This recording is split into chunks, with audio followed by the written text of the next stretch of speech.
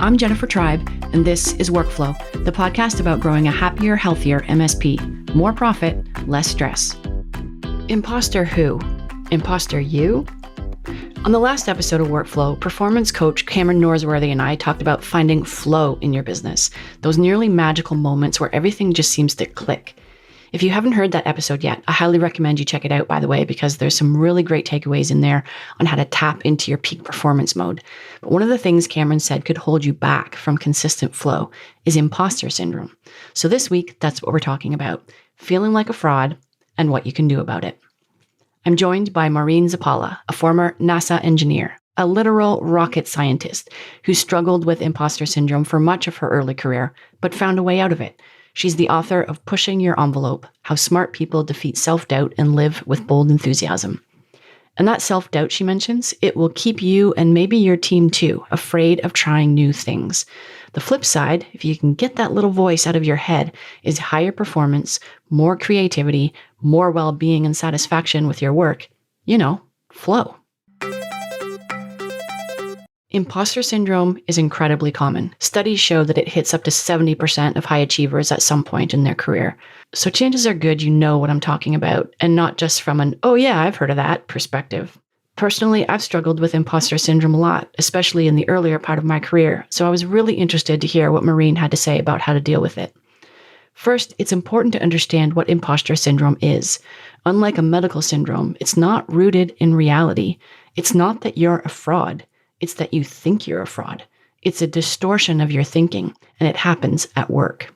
It's usually is centered on your professional life, your professional expertise. We all struggle with self-doubt in all areas, in friendship, in dating, in parenting. Oh my gosh, there was nothing like having kids to make me feel stupid. But imposter syndrome really is focused on your professional journey.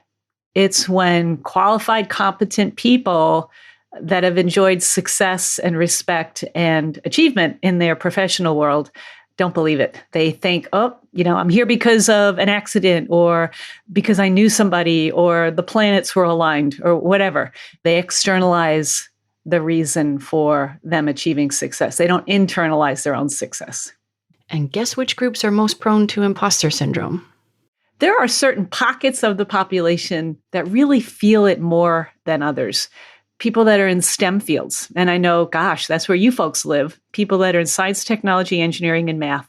They feel it because there's so much to learn and so much that is expected of them. People that are in creative fields, because now the creativity has to come from them. And so they have to wow their client with the new design or the new project. People that are in both fields, web designers, it's very technical and very creative. They get a double dose of it. People that are entrepreneurs, they feel it because there's not that kind of standing around the coffee pot, bouncing ideas, getting feedback from people. They kind of are lone rangers. People that are in C-level executive positions, the higher up in an organization you go, the more you tend to feel imposter syndrome because there's so few people to really partner with, to unload with, to get ideas from. People in tech and engineering, entrepreneurs, CEOs, it's like a diabolical Venn diagram of self-doubt, and MSP owners are in the middle. Even when you're in a dream role, or maybe especially when you're in a dream role, doubts creep in. Can I really do this? Maureen knows all about that inner voice. I got my dream job. Coming out of college, my dream job was to be an engineer. I got the degree as an engineer. But I was so excited to work at NASA. When they hired me, I remember thinking, why are they hiring me? Didn't they not notice that my transcript, I was not a straight A student, even though I wanted so much to work for them. And I realized later on, originally I thought it was because I was a woman. They needed more women. And it was true. But there were many parts of my world that the transcript didn't show. I mean, I was good with people. I nailed it in the interview. I had some great experiences in undergraduate working for an Air Force base in Dayton, where I learned about jet engines. That was my first love. So when NASA hired me, to them, it made sense. To me, I was like, really? Are you sure? It took me a long time to realize, oh yeah, I am a good fit here. I became invested and involved in jet engine testing in a place called the Propulsion Systems Lab, which is in Cleveland at one of the NASA centers. Back then it was NASA Lewis. Now it's called NASA Glenn. But Propulsion Systems Lab, we called it PSL. Still there, still churning out great stuff. That was my sweet spot, my happy place. I loved it. And I eventually became the facility manager, kind of like the plant manager of the complex. So it was a great journey, loved it. But I also will say every day I still felt a little bit of, I don't know, am I the right person for this job? Because I didn't know about imposter syndrome back then. I didn't know how to overcome it.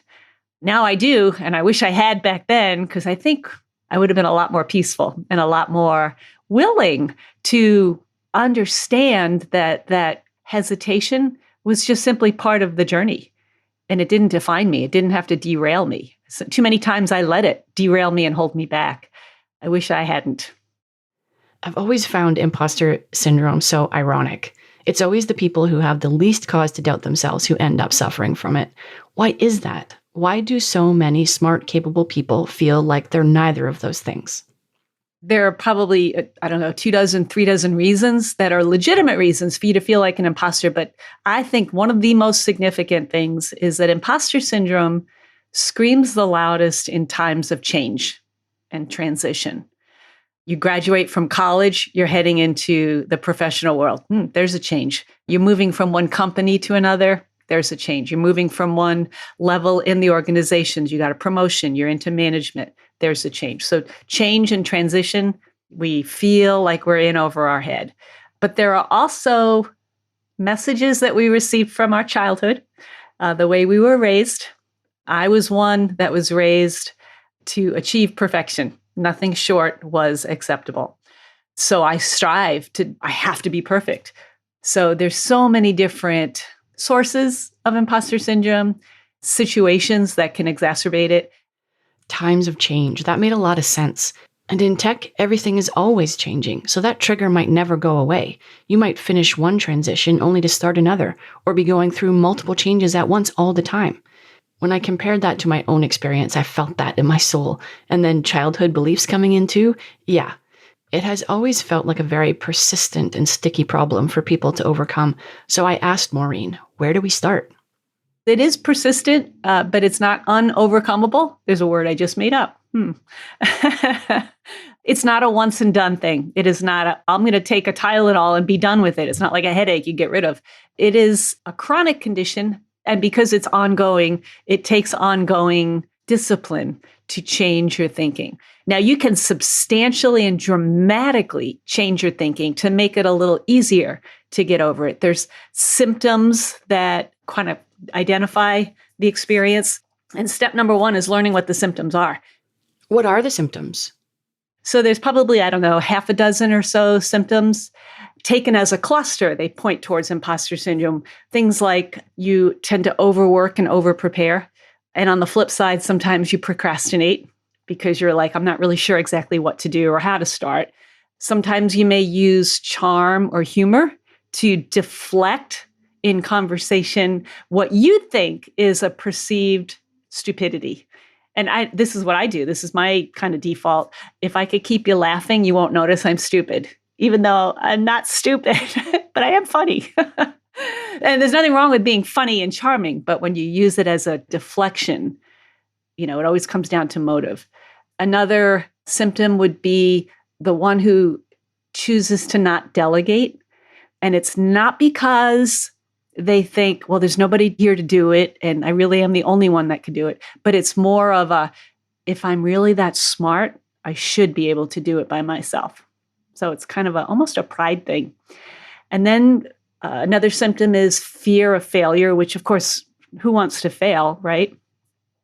But people with imposter syndrome go to Herculean efforts to avoid failure. They catastrophize in their mind and kind of jump to a conclusion and then choose then to not even go down that, I'm not even going to do it. And then the cousin of fear of failure is fear of success or disdain of success, where you think, if I'm successful, how will it change me? Will people still like me? If they won't like me, I don't want it. Or related to that, do I deserve it? It's not because of what I did, it's because of circumstances around me, kind of like when I got hired at NASA. They only hired me because I was a woman. Not true, not entirely true. Or you think, with success, and this is an interesting one, with success usually comes a substantial increase in income.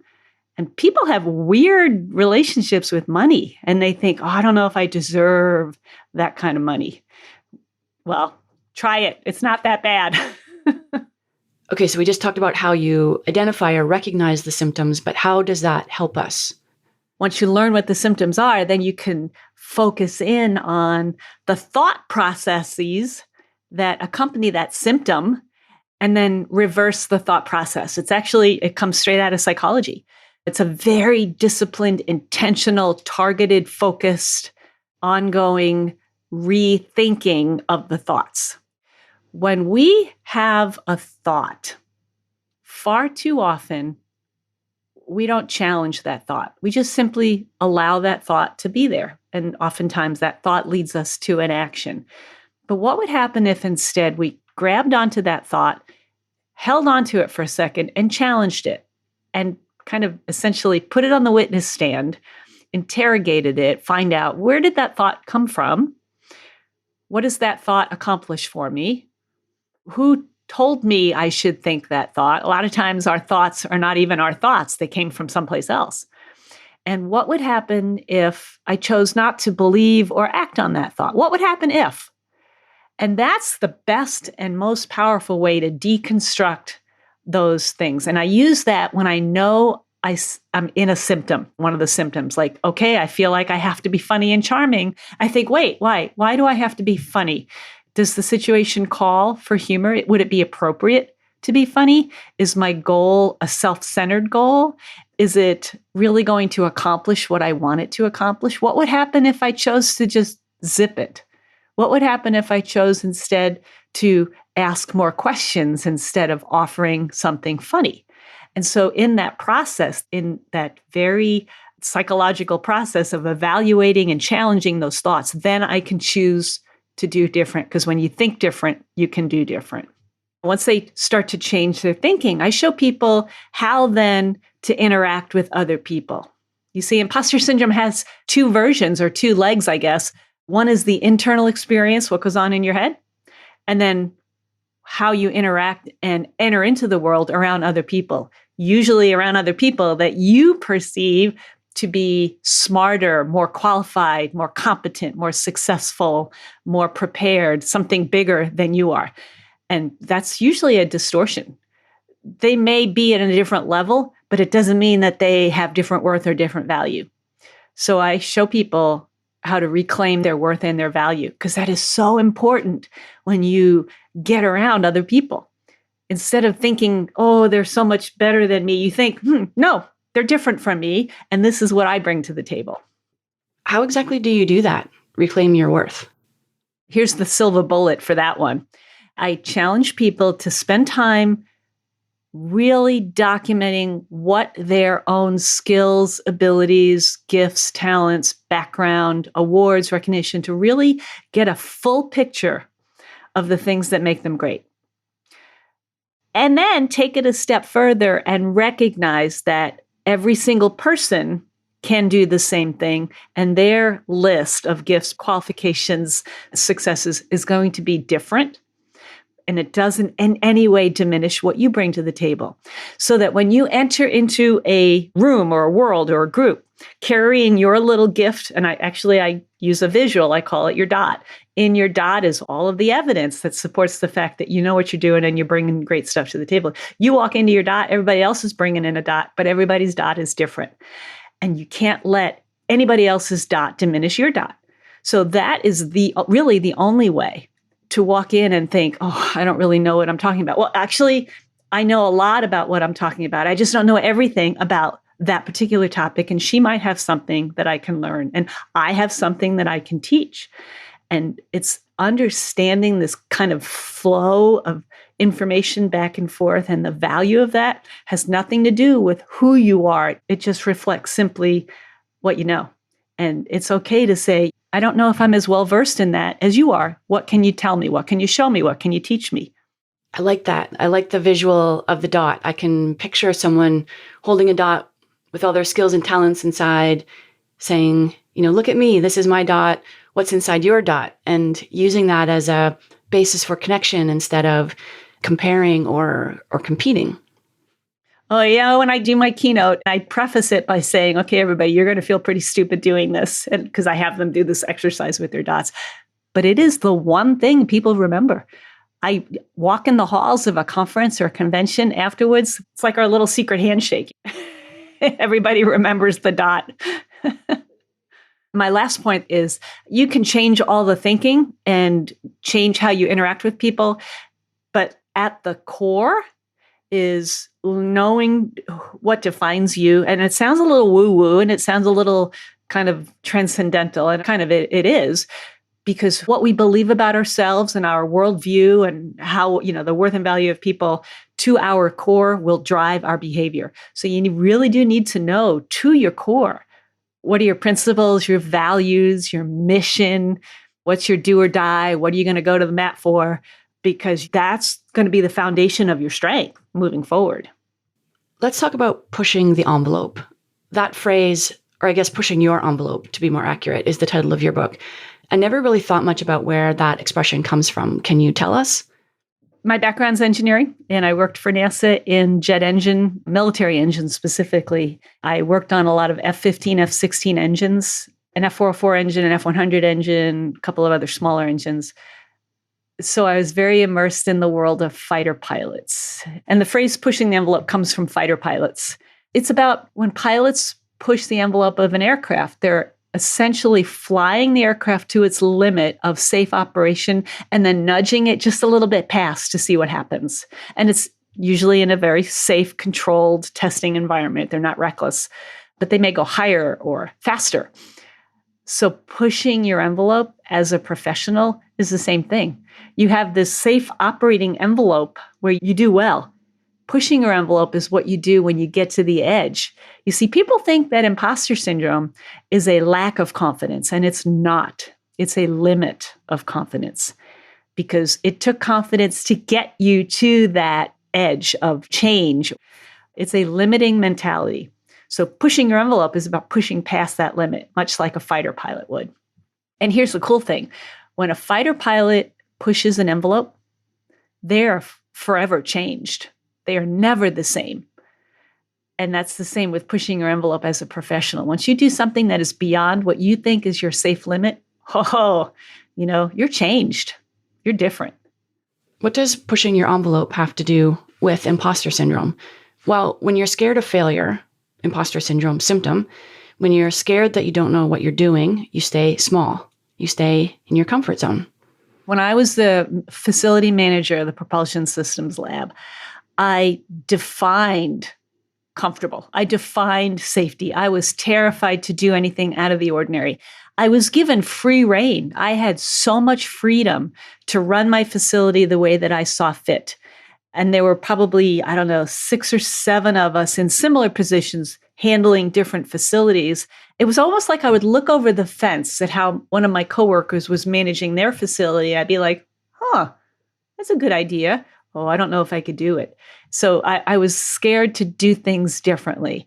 And it wasn't because of my gender. It wasn't because of that. It probably more so because of my age. I was definitely the youngest person in the group. But it was just simply because I'd never done it before. I didn't want to mess with pushing my envelope. But Maureen did end up pushing her envelope and conquering imposter syndrome. And you can too. Remember these 2 things.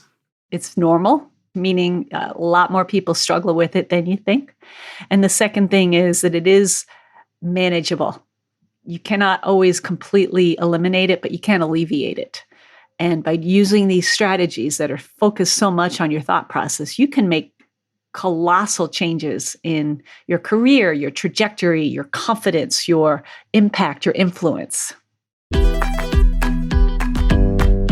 That was Maureen Zappala, former NASA engineer, now a keynote speaker and author of Pushing Your Envelope. You'll find contact info for Maureen, a link to her book, and a full transcript of today's show in the show notes at syncromsp.com/podcast/008. If you liked this episode, please let me know by leaving a review on Apple Podcasts or Spotify. I would really love to hear your comments, and it will help more people find the show. You can also send me direct feedback to podcast@syncromsp.com if you're feeling kind of shy. Until next time, this is Jennifer Tribe. Thanks for listening. Workflow for MSPs. Brought to you by Synchro, the all-in-one PSA, RMM, and remote access tool for running a profitable MSP.